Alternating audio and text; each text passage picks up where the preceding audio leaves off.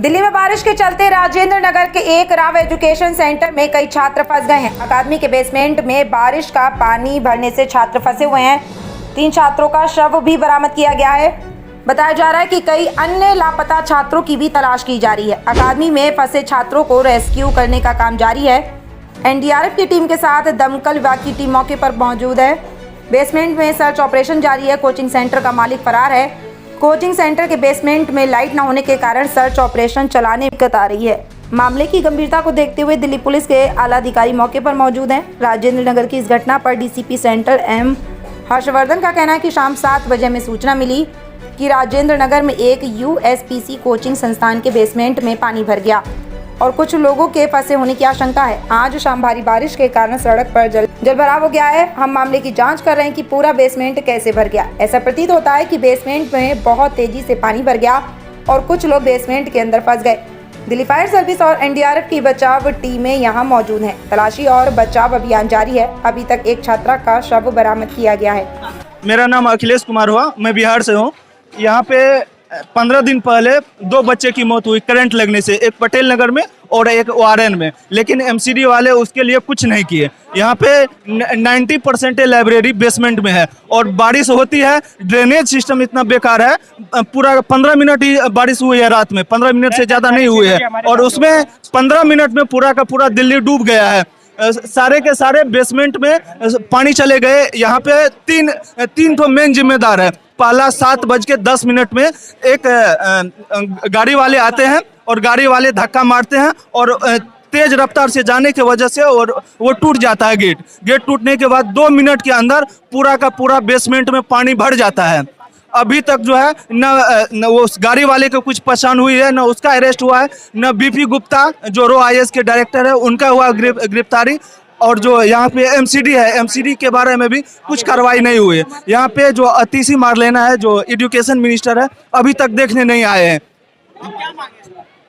मेरी मांगे हैं क्या कि जस्टिस होनी चाहिए। यहाँ पे जो बच्चे हैं सिर्फ पैसा वसूली करते हैं, 2.5 लाख 3 लाख रुपया कोचिंग वाले लेते हैं, सेफ्टी के नाम पे कुछ नहीं करते हैं। और यहाँ पे जो ब्रोकरेज सिस्टम है, जो लॉबी बना हुआ है, वो खत्म होनी चाहिए। बहुत बुरा हुआ है, ऐसा हमने कभी एक्सपेक्ट नहीं किया था। मैं यहाँ पे 3 साल से हूँ बट ऐसा कभी देखा नहीं। ये फर्स्ट टाइम है बट बहुत बड़ा डिजास्टर है हमारे सबके लिए। बहुत बड़ा शॉकिंग न्यूज़ था कल रात को जब हमने सुना कि 3 बच्चे, अभी 3 बच्चे तो बस बोल रहे हैं, अभी exact number we don't know. We want, हमें लगता है ज़्यादा डेथ हुआ है क्योंकि देखो आप उसका वो लेंथ देखो, ब्रेथ देखो, वो बहुत ज़्यादा है, तो उस हिसाब से तो ज़्यादा बच्चे रहे होंगे। इसके लिए रिस्पॉन्सिबल इनका मेनली तो मुझे लग रहा है राव आईएएस नहीं है, क्योंकि उन्होंने अपना ये सिस्टम कैसे इतना बड़ा बिल्डिंग खड़ा कर लिया। उनको एक इवैक्यूएशन के लिए उनके पास जगह नहीं बनाया उन्होंने। किस तरह का वो कोचिंग चला रहे हैं जब उनको पता ही नहीं है कि बच्चे अगर ऐसे फंस जाएंगे तो व्हाट टू डू नेक्स्ट। कुछ भी नहीं है, यहाँ पे बच्चे प्रोटेस्ट कर रहे हैं, इतना एग्रेसिव इन्वायरमेंट है। वो तो सिस्टम की मजबूत, जो भी बोलो आप, सिस्टम की गलती थी, उसमें तो हम किसी को नहीं बोल सकते क्योंकि उन्होंने गेट करा था, उनकी गलती। हेलो सर, मेरा नाम सोहेल भागवान है और मैं यहाँ यूपीएससी की तैयारी कर रहा हूँ। हमारा सर मेन मुद्दा है सिस्टम। बात ये नहीं है राव आईएएस की बात नहीं है, सिर्फ इसको बंद करने से कुछ नहीं होगा। यहाँ पर 500+ इंस्टीट्यूट है, 50 से ऊपर लाइब्रेरीज है और 98% लाइब्रेरीज बेसमेंट में है। तो बात हमारा डिमांड ये है कि जितनी भी लाइब्रेरीज यहाँ पर है सब में सेक्रेटरी प्रोटोकॉल्स चेक किए जाएँ और जितनी भी आगे भी अगर पास हो रही है लाइब्रेरीज उन सबको प्रॉपर एंट्री, प्रॉपर एग्जिट दिया जाए। क्योंकि वही जो भाई ने बात बोली है कि गर्मी में आग लग गई थी और बारिश में डूब के बच्चे मर गए, तो डिफरेंस पूरा सिस्टम है इको सिस्टम का। यहाँ पर फायर्स की प्रॉपर सेफ्टीज नहीं है, यहाँ पर पानी बराबर, सीवेज लाइन बराबर प्रॉपर है नहीं। अगर आपको पता है, एमसीडी को ये चीज़ पता है कि भाई दिल्ली में ये हॉटस्पॉट एरिया है, यहाँ पर केसेस हो चुके हैं पहले, तो क्यों ना आप बारिश के पहले अपनी सेफ्टी प्रोटोकॉल पर चेक कराओ, ऑडिट कराओ, फायर ऑडिट कराओ, इलेक्ट्रिसिटी ऑडिट्स कराओ, ताकि उससे हमें डिटेल्स मालूम पड़ जाए। जितने भी आप तार देखो यहाँ पर एक्सेस में बल्क में यहाँ पर तार है, तो क्यों ना उन तारों को एक्सेस जो है निकाल कर जो प्रॉपर स्क्रूटनी करे कि भाई क्या है, ताकि आगे हमें दिक्कत ना हो। हमें सिर्फ डिमांड ये नहीं कि इस कोचिंग को बंद करना है, ये तो एक बड़ी कोचिंग है जिसके बाद अच्छा खासा सेफ्टी प्रोटोकॉल उसके बाद ये हाल हो रहा है। यहाँ पर 500+ कोचिंग है जहाँ पर कुछ भी फैसिलिटीज है नहीं, सेफ्टी प्रोटोकॉल्स। हमारा डिमांड ये है कि पूरी सेफ्टी, पूरा इकोसिस्टम जो है उसको एक बार प्रॉपर स्क्रूटनी की जाए। मैं लगातार लिखते भी रहता हूँ अवेयरनेस के लिए युवाओं के। मेरा डॉक्टर विक्रम चौरसिया हुआ, मैं खुद छात्र भी हूँ, पढ़ता भी हूँ। और ऐसी घटना ये कोई नई नहीं है, ये घटना नहीं है, ये मर्डर है। ये मर्डर है सर, आए दिन। अभी 4 दिन पहले नीलेश भाई मेंस लिख रहा था IAS का, वो मारा गया। 4 दिन पहले क्या प्रशासन है, कोचिंग वाले दोनों नक्सेज इनकी है, इनको सबक नहीं मिली, ये सीखे नहीं।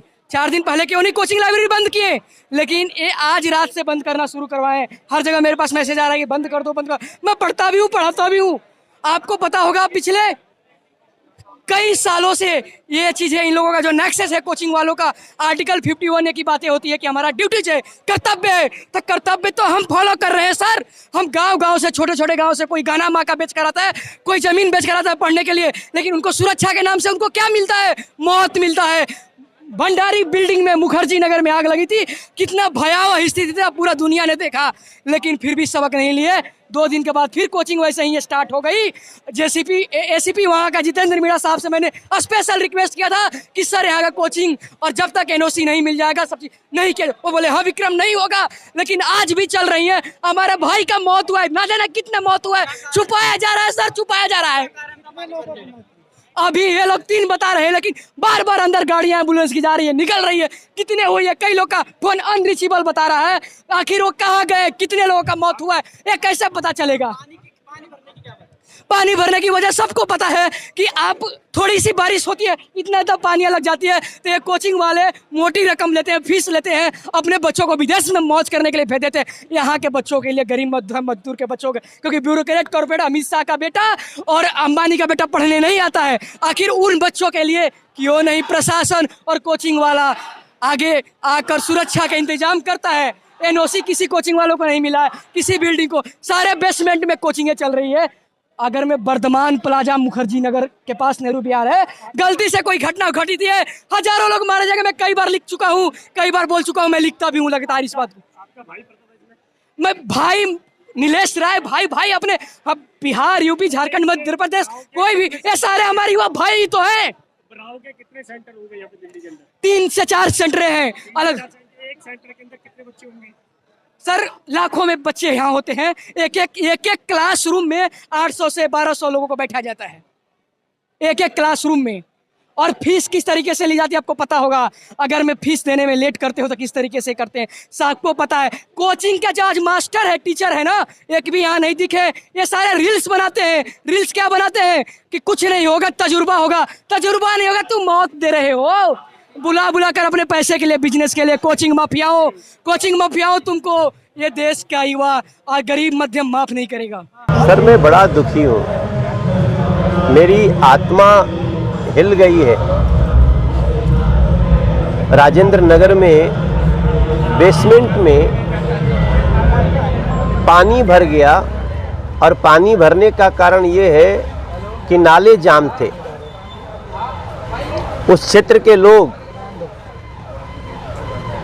चीख के कह रहे हैं कि कई दिनों से कहा जा रहा था कि नालों की सफाई करा दें, नालों को साफ कर दें। आज उसके कारण बारिश में सड़क भर गई, और सड़क भरने के बाद नाले जाम थे, इसलिए पानी बेसमेंट में चले गए और बच्चों को निकलने का मौका तक नहीं मिल पाया। अभी तक जो पता चल रहा है हमें, 2 तो कल ही डेड बॉडी मिल गई थी, अभी 3 का सूचना आ रहा है कि 3 बच्चे उसमें प्राण खो दिए। मेरे पास शब्द नहीं मिल पा रहे। कैसी संवेदनहीन हो गई है अरविंद केजरीवाल की सरकार। बारिश के पहले नाले नहीं साफ कराते। कितना बड़ा खतरा है। दिल्ली में बहुत बड़े संख्या में बेसमेंट में अभी कई परमिशंस भी दी गई हैं, बेसमेंट में कई व्यवस्था सरकार ने दी है, लेकिन बेसमेंट सुरक्षित नहीं है।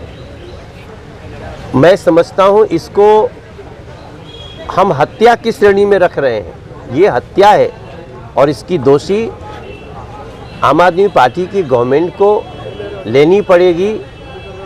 दिल्ली की जनता को इसका संज्ञान लेना पड़ेगा, क्योंकि अब पानी सिर से ऊपर आ चुका है। बताया जा रहा है कि वहाँ पर जो लाइब्रेरी है वो इलीगल है, फिर भी वहाँ बहुत सारी जगहों पे लाइब्रेरी बनी हुई है।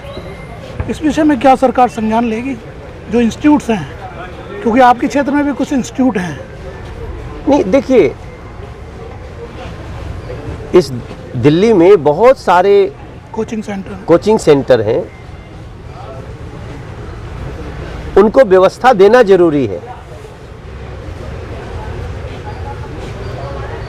कोचिंग सेंटर्स में पढ़ाई होती है, उनके लिए व्यवस्था देने के लिए सरकार ने क्या किया? अभी तो जो भी चल रहे हैं वो भगवान भरोसे चल रहे हैं, उनके लिए कोई नीति नहीं है, कोई पॉलिसी नहीं है। अगर हमारे दिल्ली में बेसमेंट की व्यवस्था तो है, हमारे दिल्ली में तमाम फायर की नॉर्म्स पूरे होने चाहिए। फायर के नॉर्म्स पूरे कराने के लिए सरकार क्या कर रही है?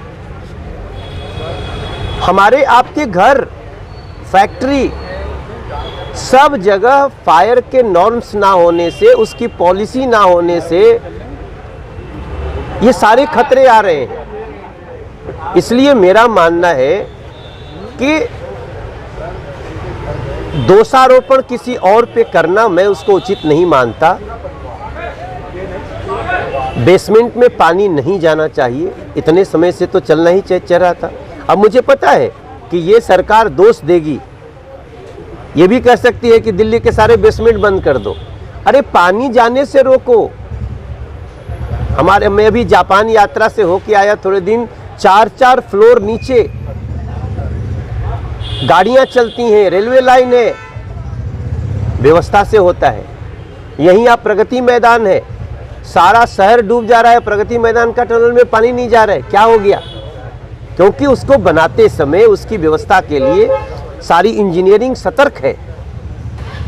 तो मेरा मानना है ये सारी, अब आप इसी बहाने कह दो हम पूरी दिल्ली को बंद कर देंगे, तो गलती करे आम आदमी पार्टी की सरकार और बंद हो सारी